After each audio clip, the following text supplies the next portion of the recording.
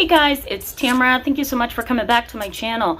Welcome back. Today we're going to be talking about ways to improve yourself and move through the traumatic processes that you have been through more smoothly, to be able to accept where you are and engage in post-traumatic growth and do things that are better for you. So we're going to talk about that in today's video, and then tomorrow we're going to wrap up. You know, it's time to say goodbye. The new year is almost here, and then Christmas is next week, so we're gonna just wrap it up and then start back over in January. So thank you so much for coming back to my channel. For those who are subscribed, and for those who are new, I encourage you to hit the subscribe button so that you can stick around with us and be a part of our growing and validating community. The benefits for you in today's video is that I'm going to point out a few things that you can do for your overall health, to improve your health, and to push you forward and give you all the motivation and the strength that you need to keep moving. So let's just go ahead and jump in. So when I did a poll, I think I did the poll on Sunday, and I stated on my community section that I was going to be doing a few videos, and I decided to rank them, and I allowed you guys to vote on which ones you wanted. So I'm going to post it right over here so you can see the polling, and a lot of you wanted the video that I'm doing right now. So I think it's proper and in place to just go ahead and give you all of the tips that may be helpful to you in the new year. And then I also want to briefly mention SMART goals, because you can set those for yourself. They're more realistic, and they're not the New Year's resolutions that tend to fail. They're the goals that stick, and they stick very well. You're not going to get tired of them or feel like they're too high for you. The expectation is too high, the bar is set too high. I think SMART goals are a healthy way to set goals, so I'll touch on that as well. Okay, so let's talk about, and I have the notes here to kind of keep me on track, but let's talk about improving your physiological self. Now, I'm going to post a video right here for you so that you can go back and check it out. But usually when I talk about improving your physiological self, I'm really talking about what I call the gas pedal and the brake pedal in your body. Okay, the gas pedal is known as the sympathetic nervous system, and the brake pedal is known as the parasympathetic nervous system. And both are found in the central nervous system. The central nervous system consists of two things: the brain and the spinal cord. Okay, so you have this brain, and the spinal cord goes down the middle. Okay, that's your central nervous system. That includes it also includes the autonomic nervous system as well. So there's the central nervous system and the autonomic nervous system, and the autonomic nervous system has a lot to do with the automatic processes in our body and in our brain. Okay, and that's the brainstem. And I'm gonna post a picture over here for you so that you can see what the brainstem looks like. It's very similar to the spinal cord, but the brainstem includes breathing and respiratory functioning and all the automatic processes, swallowing, and all the automatic processes that we have in our body. So you have the autonomic nervous system, you have the central nervous system, which consists once again of the brain and the spinal cord, and then within those systems is the sympathetic nervous system and the parasympathetic nervous system, the gas and the brake pedal. In that system, okay, we have different processes, and I talked about this in a video in the past, so I'm not going to go through this in detail, because you can go back to the video right here and check that out. I explain what both systems are. But within the sympathetic nervous system, we have the fight or flight response. We have this gas pedal system that tends to rev itself up when we feel like we are being threatened. And if you have a trauma history, or if you have an abuse history, the sympathetic nervous system, or the fight or flight response system, tends to go off when it should not. It doesn't need to go off, but it does, right? There's a lot of false alarms, especially if you are hypervigilant and you have suffered from post-traumatic stress disorder. Okay, so there are ways to improve your physiological self, and that often includes the following. And I want to give you some tips because they're very practical, and I think you can incorporate them little by little over time. I don't suggest doing these things all at once. I suggest just taking baby steps, okay? So the first thing that I suggest to improve your physiological self, that autonomic nervous system, that central nervous system, okay, the gas pedal, is change your diet, but change it gradually. The way that you can change your diet is by incorporating healthier foods, vegetables, and trying to get this rainbow of fresh produce in your diet, okay? And I know sometimes that that's not a healthy option, or a realistic option, I should say, for some of you, because fruits and vegetables can be pretty expensive, especially if you go to places like Whole Foods.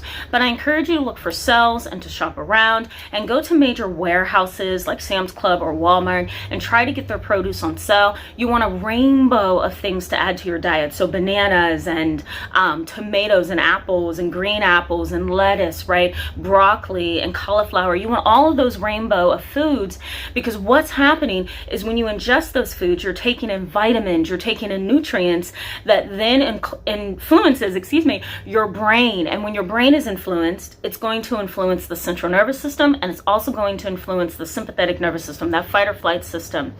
You're going to have the nutrients and the vitamins that you need to function appropriately. And it's also really good too for migraines and fibromyalgia and chronic fatigue syndrome and a lot of other medical conditions that we struggle with. Okay, so fruits and vegetables that look like a rainbow are extraordinarily important for you. Get yearly checkups, okay? Go visit your doctor at least once a year. You need to see where you're at as far as health and weight and body mass index, okay? All of those things are important, not just for physiological health, but for mental health as well, okay? Exercise, right? You can dance, you can go to Zumba, you can play football, you can play basketball, just get moving. You can go for a walk, you can walk in place, you can get a bike for home. Just, try your best to get some activity in, okay? Reduce the use of over-the-counter drugs. So if you can take less Excedrin and Tylenol and Motrin and ibuprofen, you're better off. Sometimes, especially if you have migraine headaches, if you take ibuprofen or Tylenol, it'll cause what's known as rebound headaches. And rebound headaches are what I used to get when I severely struggled with migraine headaches.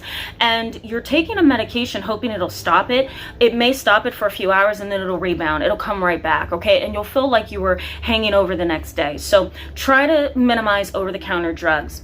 Take vitamin supplements. If you can't eat that rainbow of foods, get vitamin supplements. I often recommend, and I'm not getting paid for this, this is not a paid promotion, but I do recommend vitamins under Rainbow Light. And I'll put a picture of them right here. I take them. They are fantastic. Absolutely love them. Incorporate teas and protein drinks and shakes and, whatever you can to get protein in your diet. There's another, that's the one, Ovaltine. I was trying to think of what it's called. Ovaltine is good to put in your coffee in the morning, and it's also good just to drink as a chocolate drink. Try to get that in your diet. There's tons of protein, okay? So we have the physiological side of all of this. Now we need the psychological and the emotional side of all of this, right? So I have a list of things for that too, all right? So first, I encourage you to journal. That's something that I encourage you guys to do all the time on this channel, because it gets your thoughts out. It kind of helps you process your emotions, process your thoughts, and get your feelings on paper. And I talk a lot about journaling in this live chat up here, so you can go back and check that out, all right? I suggest that you see a therapist or a counselor, and especially someone who's qualified and someone who is a specialist, especially if you're dealing with post-traumatic stress disorder or any other medical condition or psychiatric condition. You need to be under a specialist as well, okay? Use music, but I encourage you to use music that empowers you. So inspirational music or exercise music or, some kind of music that gets you pumping and ready for life, right? Nothing that talks about death and sorrow and grief and trauma, but things that can help kind of change your perspective. There's actually some research that supports the foundation that music can be very helpful to people struggling from trauma, but you have to listen to the correct music, okay? The next is utilize gaming that challenges you. So games that include math or organizing things or setting things up or something that includes geometric shapes or geometry, right? Those kind of things stimulate the brain. They also promote a higher level of thinking. So you're going to feel more smart, you're going to feel more on, you're going to feel more keen, okay? Allow yourself to cry and process. I often allow my clients to cry, and I encourage them to sometimes. It's often good to get things out that way, process your emotions. And crying also signifies to me that you're dealing with the issues and you're trying to deal with them so you can move forward, okay? Work on developing a healthy view of your emotions, and you can do that in counseling. You can do that by watching channels such as this. You can also do that by reading self-help books and articles online. Okay, the next is try poetry or flowetry. Flowetry is a form of poetry that includes like song and rhythm. So it's poetry, but it's in a musical fashion. I kind of find it interesting, and I used to find it interesting as a teenager. So I encourage you to find out more about flowetry.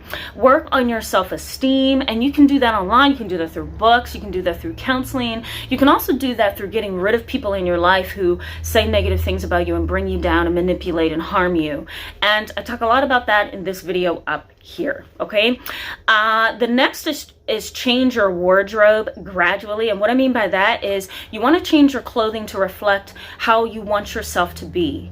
Okay, how you want yourself to think of yourself, how you want yourself to engage in life. Change your wardrobe if you can. You don't have to go to big brand name stores. You can go somewhere where there's cheaper clothing, but they're very decent, very nice, very classy, and well, put together. I think if you change the way that you look, sometimes you can change your mindset, and you can also change how you feel about yourself and how others feel about you. Okay, the next is change what you take in. And what I mean by that is what you listen to on the radio, what you watch on television, what you read, and what you pull up online. All the things that we see and we hear and we experience, it has a way of seeping into our heart and our soul.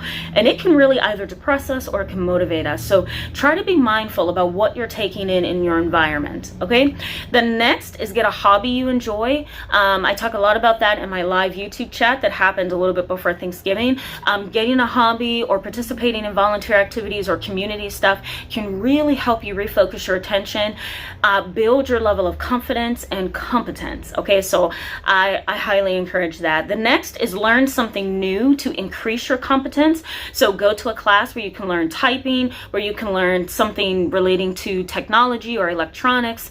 Go to a cooking class, go to a sculpting class, whatever you find interesting, go do it, because the more you increase your competence, the more you increase your self-esteem and your confidence. Okay, next, go back to school and alter your schedule. If you move your schedule around, you're going to feel less pressured, right? And you're also going to get rid of routine. Sometimes routine can really get to you. Okay, and going back to school is a way to increase your competence as well and make yourself feel more confident. All right, so I'm going to come back and I'm actually going to post SMART goals in the community section because I have a client waiting on me, so I need to run. But I'm going to post SMART goals in the community section for you to try out. And tomorrow is going to be our final videos. Thank you so much for being with me today. I encourage you to hit the subscribe button to stick around with us, and hit the thumbs up if this video was helpful to you. And I'm going to try to post all of the suggestions I gave you in the comment section below. All right, I'll see you soon. Bye.